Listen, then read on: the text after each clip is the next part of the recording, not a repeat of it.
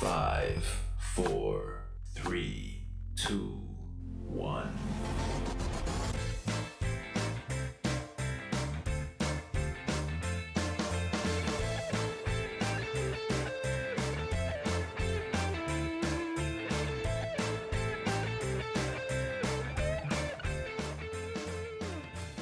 Hello and welcome to TrojanVision's The Week That Was, where we cover the news and events for the week ending in March 14th. I'm Sarah Campbell. Thank you for joining us. Last weekend, parking lots on campus were full of vehicles as future Trojans and their families were invited to take a look at all that Troy has to offer. Caden Walker has the details. On Saturday, Trojans and future Trojans alike joined on the campus of Troy University for the annual Trojan Day. Students had the opportunity to meet with academic departments and student organizations face-to-face and learn more about admissions, scholarships, and housing. It was a great opportunity for campus organizations to get their first pitch out to new students. It's been really fun getting to talk to incoming freshmen and their families about Freshman Forum and open the doorway to new leaders at Troy University. The event hosts say that the goal of Trojan Day is to help students envision themselves as a part of the Troy community. It's a chance for families to see everything that Troy has to offer. I find it exciting to come and talk to the new freshmen here because I came to Trojan Day and it's kind of cool to get to talk to people that were actually students here and like going through the program, so it's kind of nice to give them my insights and encourage them to go towards a good major. After learning all they could about the university, parents and students got to enjoy a full campus tour of Troy University. After speaking to parents, they said that they thoroughly enjoyed their time at Trojan Day. Caden Walker, Troy, TrojanVision News. Last Thursday, the author of A Right to Read, Segregation and Civil Rights in Alabama's Public Libraries 1900 to 1965 held in a lecture for students to listen in on his dissertation topic. Neela Cole has that story. University of Georgia librarian and Associate Provost Dr. Tony Graham spoke to students about his book, which reviews public library segregation from its origins in the late 19th century through its end during the years of the 1960s civil rights movement. As a librarian myself, I wanted to be able to understand better the intersection between civil rights history and the history of library service and the ability to create libraries as entities that were open to everybody in the communities and help to better themselves educationally and wonderful cultural assets to their communities that again are just open to all. Graham touched on areas particularly in Alabama, sharing photos and videos of what segregation in libraries truly looked like and how it was overcome. Libraries were like every other part of society before the civil rights movement in the 1950s and 60s were strictly segregated by race, and all of that changed, and I wanted to also to help to communicate messages about social change and about how important Alabama has been in changing the hearts and minds of Americans. Throughout the lecture, Graham also made connections from how libraries were in the past to how they are now in general. There's just a whole other set of reasons why folks go to public libraries now, but I don't think I've ever seen them be more vibrant than currently. It's really a wonderful thing to see. The way that libraries have adapted to serve their communities over time has been wonderful. Guests of the lecture were able to grab a copy of Graham's book for their keeping. Neela Cole, Troy, TrojanVision News. Over the weekend, thousands of people gathered in Selma in celebration of an annual March for Freedom known as Bloody Sunday. Reporter Simon Brown was there to witness all the action. I'm gonna let it shine, let it shine, let it shine, let it shine. Those were some of the sounds heard at this year's Selma Jubilee Festival. 60 years ago, civil rights leaders marched across the Edmund Pettus Bridge. In the process, the people marching, referred to as foot soldiers, were stopped and beaten by state troopers. Decades later, in 2025, people gathered to remember those leaders to ensure their sacrifices are never forgotten. Congressman Shamari Figure shared the importance of keeping their legacy alive. Because if we don't understand and appreciate our history, we're bound to repeat the same conditions that led to people being beaten coming across that bridge in the first place. Some of the same foot soldiers that crossed the bridge in 1965 were present for this year's march. We spoke to Diana Steele, who expressed the importance of getting the youth involved.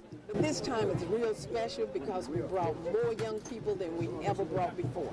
Now more so than ever, we have to get our young people involved, we have to stay involved, and most of all, we have to speak up.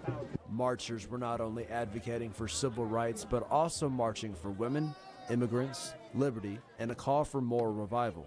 Figures also commented on how advocating for voting rights still matters today. We are seeing attacks on our democracy, the core of our democracy. We have been seeing efforts for the better part of the last decade plus, stripping away the voting rights that were fought for and secured right here in Selma. And so I think people understand the need to continue to show up and show out for voting rights and stand up for those people that made so many sacrifices for people like me and people like everybody in this country, because the civil rights movement was about ensuring equality for everybody, regardless of your skin color.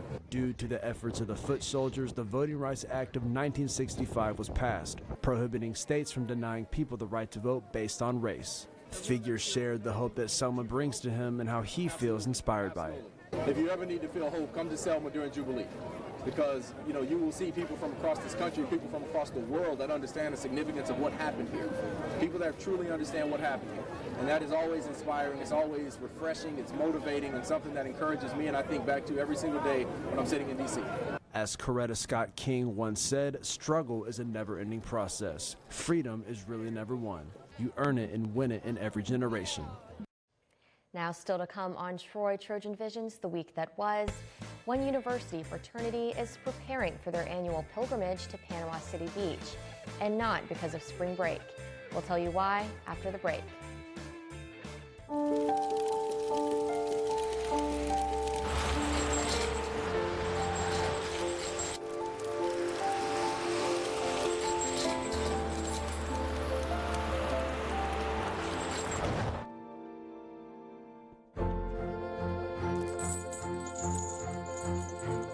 Did you know dragging chains can spark a wildfire? Only you can prevent wildfires.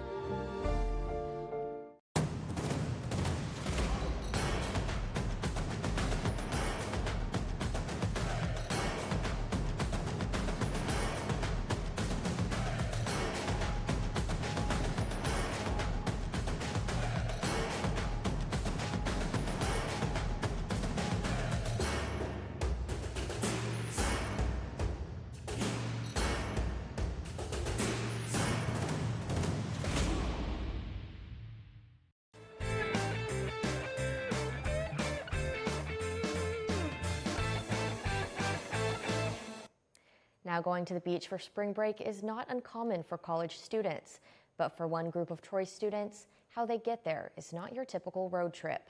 Jamison Fowler explains. Friday morning, members of Alpha Tau Omega will start a 6-day walk to Panama City Beach as a way to help wounded veterans. Walk Hard is a 128.3 mile trek from the quad at University all the way down to Pier Park at Panama City Beach, Florida.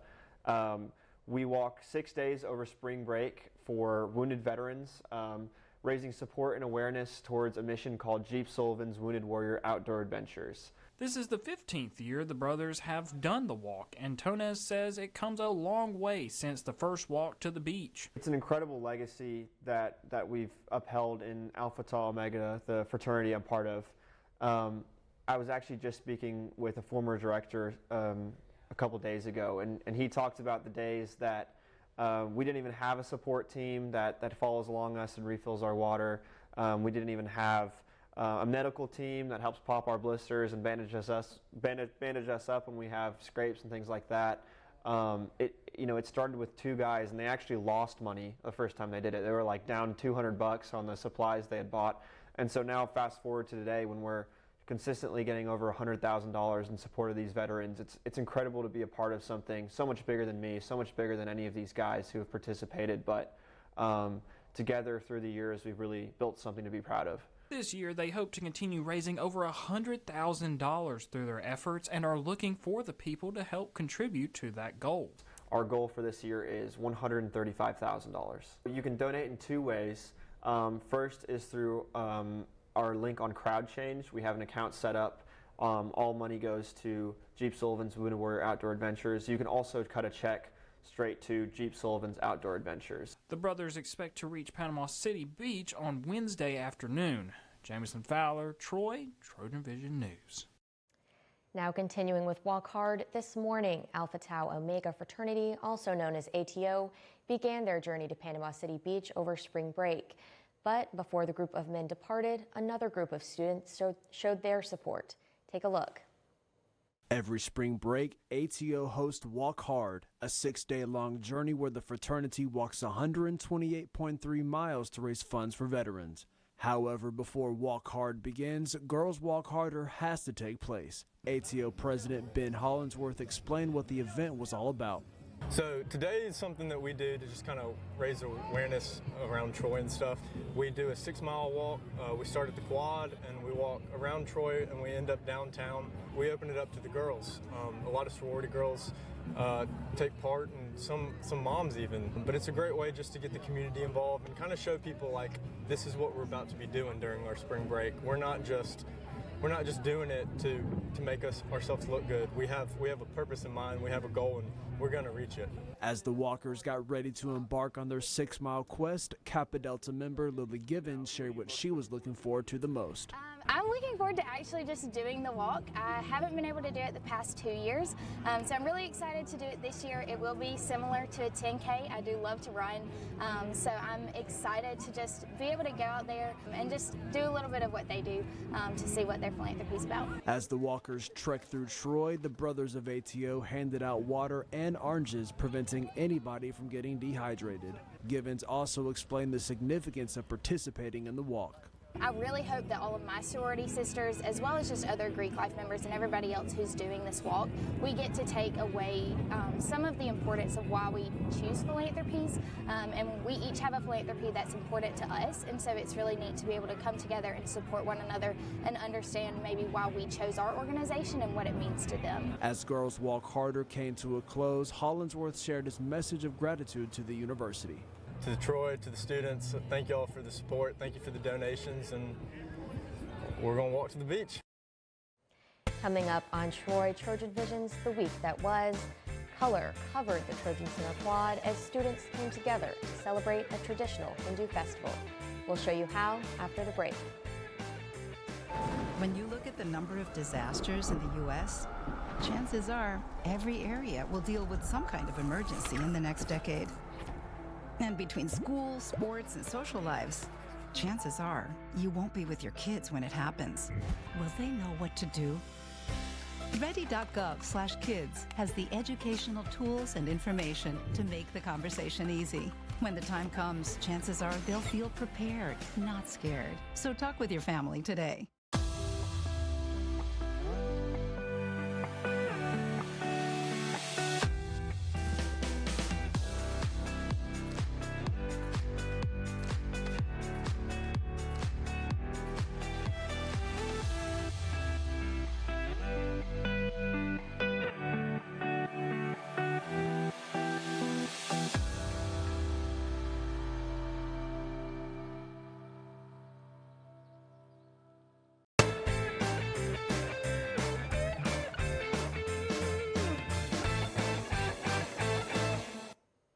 Wednesday, international and domestic students alike came together in an explosion of color to celebrate the Hindu festival known as Holi.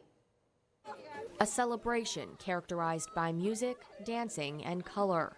Holi is a Hindu festival that marks the beginning of spring each year.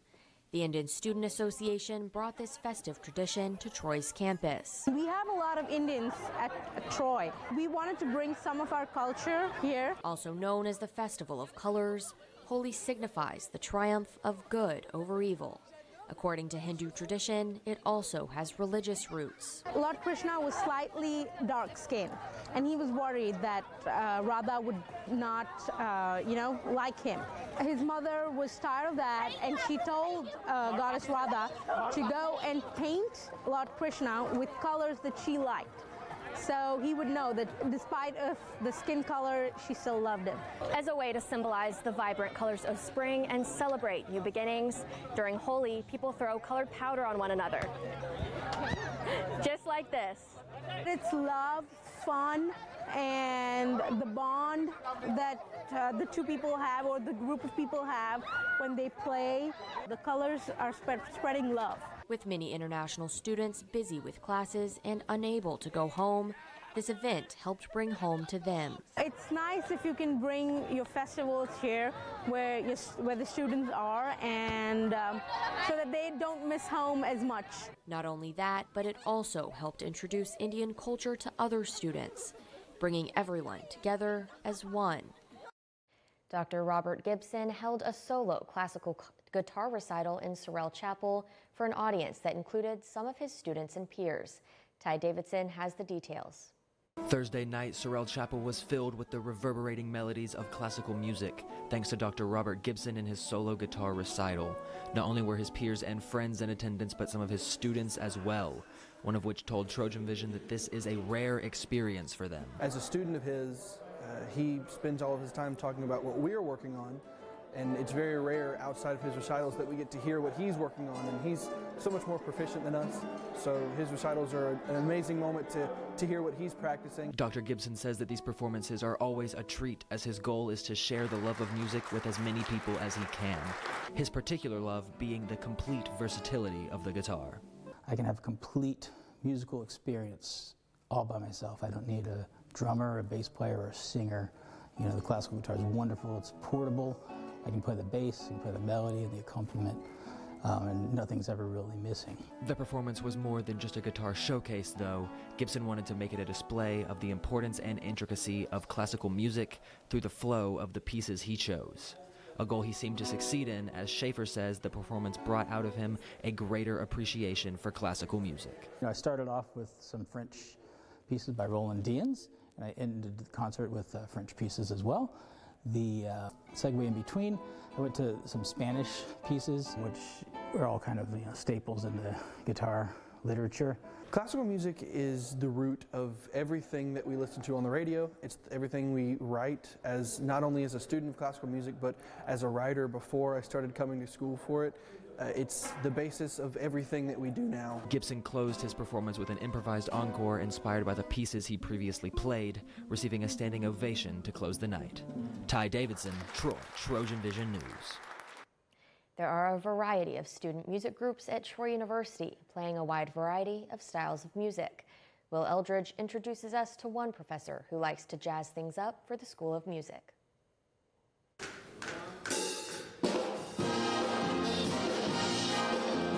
To direct an ensemble requires the utmost leadership and teamwork. The director of Troy University's Jazz Ensemble says the best directors have a personal connection with their musicians. There's a little bit of being a character, there's obviously being a leader, and then I think really the most successful directors, which I aspire to be, are ones that are able to connect on a personal level with their students and to make them want to be at rehearsal, want to put in the time and investment. Well, let the musicians tell it, Dr. Camwell checks all of the boxes. I take private lessons with him. He's really nice. He does his best to try to help us and push us to do our best, so I really appreciate it. And what he's done is take people that have talent, then don't realize that they have the talent, help them develop the skill, and then give them the opportunity. And it's a lot of fun to watch people who come in kind of nervous and all of a sudden they're doing solos or they're playing lead parts, and he's really terrific at that. Dr. Camwell said if his college-age self walked into one of his practices, he would stress humility. I think I would counsel the importance of humility and the fact that I think there's really no place for arrogance or vanity. The music making is the most important thing, and that everybody has different paths to get there and has different skill sets. Will Eldridge, Troy, TrojanVision News. Many might know her name, but just who is the person behind the sash and crown? Here's a closer look at the new Miss Troy University, Grace Shellhouse. 20-year-old Grace Shellhouse is a Troy junior from Andalusia, but she's better recognized as the newly crowned Miss Troy University 2025. I was so excited and also relieved when I heard my name called out. Though many might know her face, few may know the person behind the crown. I have just loved being Miss Troy University so far, and I hope to show a little bit of that genuine aspect of myself in everything that I do. Ever since I met Grace, she has filled my life with joy and laughter and the most intentional friendship. It's been such a pleasure to be able to watch her grow over the past 2 years at Troy. When she isn't prepping for pageants, Shell House spends her time working out, studying, or staying involved on campus. One of her biggest passions, however, is dance. I have danced all my life, and when I got to college, I had the opportunity of being given a spot on the Troy University dance team. Living up to the phrase beauty and brains, Shell House is a pre-law student with the aspiration to one day go to law school. Many of her days are spent right here in this building. I've had the pleasure of teaching Grace for about 2 years now. Grace has incredible potential, and I have no doubt that she will succeed. As she now moves forward to compete for the title of Miss Alabama, Shell House reflects on her unique experience thus far. Not a lot of girls can say that they had this opportunity. All the times I wanted to tell myself to quit, I didn't. And I'm so grateful that I pushed myself and that my family and my friends were there to push me as well. Overall, she says gratitude is the word that comes to mind. Sarah Campbell, Troy, Trojan Vision News. Next on Troy, Trojan Vision's The Week That Was, one of our athletic teams may be putting on their dancing shoes. We'll tell you who when we return.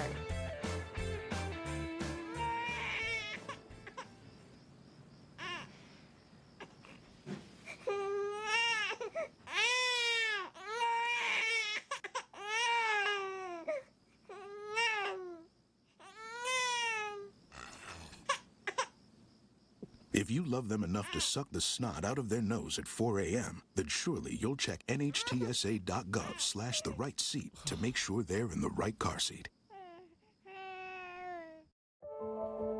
We all dream, but dreams quickly become distant memories unless we do something about it.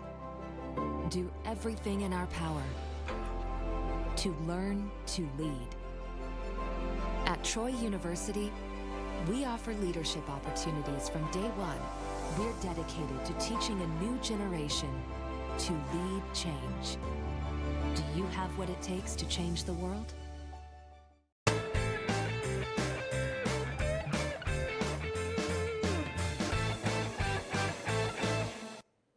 The Troy's men's basketball played in the Sun Belt Championship for a chance to go to the NCAA tournament. Here's that story.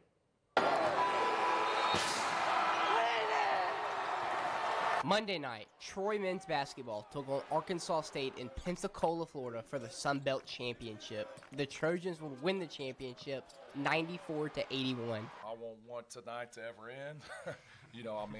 It's just, you just want to live in it, hang out with the guys. It's so special. I'm so thankful that it finally did come to fruition. Arkansas State went into halftime with a 43-41 lead, but the Trojans would start to take over late in the second half. During a timeout, I challenged the guys to, guard their yard is what we term it. I felt like guys were just driving by us. I felt like a guy like Darian Ford for them was just a little bit tougher during that stretch. And they were fighting us and getting stops and being physical, and we were kind of allowing them to get in the paint and get to the basket. And our guys, they came out from the timeout, and all of a sudden we started getting stopped. Next up, the Trojans head to the NCAA tournament for the first time since 2017. I thought about it, but I kept trying to get it out of my mind because I didn't want to jinx ourselves. But I thought about it, like just having Baumhauer's and seeing it on the huge screens in there and eating chicken wings and just celebrating with all the people that have supported us. And it's something that, I kept pushing out of my mind, but I cannot wait for that moment as well. Jack Sturdivant, Troy, Trojan Vision News. You can find out who the Trojans will be playing during the selection special on CBS at 5 p.m. Sunday. Now, the Trojans men's basketball team isn't the only team celebrating a championship. Troy's gymnastics team, only in its second year of existence, recently picked up another big win. Caden Walker has that story. The high-flying twists and turns of the Troy University gymnastics team recently landed them in first place at regionals. Their club president says that this is a win that will stick with them forever. Lots of hard work goes into gymnastics, and our girls really did put in the work, and we were able to pull off another win, which is amazing. In competing as non-USAG competitors, the girls say that they can have fun while preparing for competitions. There is a more fun atmosphere, and the judges aren't as harsh, and it's easier to score higher a little bit, but it's still competitive, so it's just very fun to prepare. Some gymnasts on the team say that this isn't their first time taking a leap across the beam. I started at Prattville YMCA Gymnastics when I was 2 years old. My mom did a Mommy and Me class because she did gymnastics when she was a kid, and I wouldn't get off the couch. I was like cartwheeling over the couch, so she put me in gymnastics, and I stopped when I was 12 and then started back when I came to college. And I did club gymnastics like as a kid because it's a lot more laid back. You practice what you want. It's less stressful, like we all have fun, and so it's just getting new skills, like perfecting our old ones. And the girls have a message to anyone thinking about joining the team. I'd say just do it. Like, I mean, I'm from Indiana, so I didn't really know anybody coming into Troy, so it was like a good way to get involved, like get to know some people around campus. And it's a really fun atmosphere. We all have fun. Like, I mean, we all stay together when we go to competition, so like you get to really get to know everyone and just have a really fun time. Caden Walker, Troy, TrojanVision News.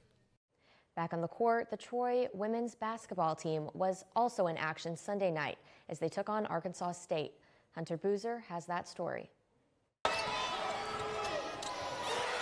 Sunday, Troy faced off against Arkansas State in the semifinals of the Sun Belt Tournament. The Trojans led early, but once Arkansas State took the lead, they never let go. The Red Wolves will walk away with the win, 81-66, meaning Arkansas State would go 3-0 on the season against Troy. Head coach Shanda Rigby talked about how the Trojans always found themselves having to claw back against Arkansas State. You know, that happened to us in the other times we played them. The second time we played them, we let them score 31 points in the first quarter, and then the rest of the game it was just like clawing back, and we were determined not to do that. And I was so pleased the way we started the game. I think we were up 4 or 5-0 when we started missing all those shots, and they started running on them. Despite 5 Trojans scoring double digits, Arkansas State's defense limited Troy to only a 29.2% field goal percentage and forced 15 turnovers. Shanda Rigby talked about what the Trojans could take away from the game. I think the game was lost on too many missed shots and not rebounding in the beginning, and then the clawback is tough against a three-point shooting team and a dribble drive team like Arkansas State, but I didn't want to dwell on it. I want to make sure that we don't leave the locker room blaming anyone except taking responsibility ourselves. We don't want to blame anybody or any other circumstance except the things that we can take responsibility for, so we want to make sure of that. With the win, Arkansas State advances to the Sun Belt Championship. As for Troy, the future this season remains uncertain. Hunter Boozer, Troy, TrojanVision News. Now moving over to the Diamond, the Troy softball team hosted UMass in a 4-game series on Friday and Saturday. We go to Jimmy Nichols, who has the results. The Trojans dominated the Minute Women this weekend, with Troy pulling off the sweep. On Friday, the Trojans helped shut out the Minute Women, winning 7-0 and then 5-0. Alyssa Faircloth played a major role in the win Friday as she pitched a 7-inning no-hitter in the second game. On Saturday, the Trojans continued the onslaught, winning their first game 7-0. One player who helped was Natalie Turner. It's finally starting to fall. I mean, I've been battling it all year. I keep hitting it straight to people, but this weekend I had a good weekend and the ball finally fell. The Trojans had to fight from behind, showing 7-3 at one point. Taylor McKinney hit a grand slam to put the Trojans firmly in the lead. And then a couple of batters later, Sissy Dunn came up and hit the walk-off home run for her 3rd home run of the series. Yeah, it felt really good. I give all credit to Coach Decker. We've been working on change-up and drop balls all week, and it's been paying off. Troy next has a midweek doubleheader this week, and the Trojans explain what their approach to the game is. I think we're on a high right now, and we're just going to stay up and get some rest and come back to it. The Trojans will be back in action on Wednesday against Alabama A&M with Game 1's first pitch at 3:30 p.m. Jimmy Nichols, Troy, TrojanVision News. Now that's all the time we have today for TrojanVision's The Week That Was. To see what's happening on a daily basis, make sure to tune in to Troy TrojanVision News at 5, 6:30, and 10:30 Monday through Friday. You can also visit us anytime on our blog at today.troy.edu/TrojanVision. Until next time, have a good week.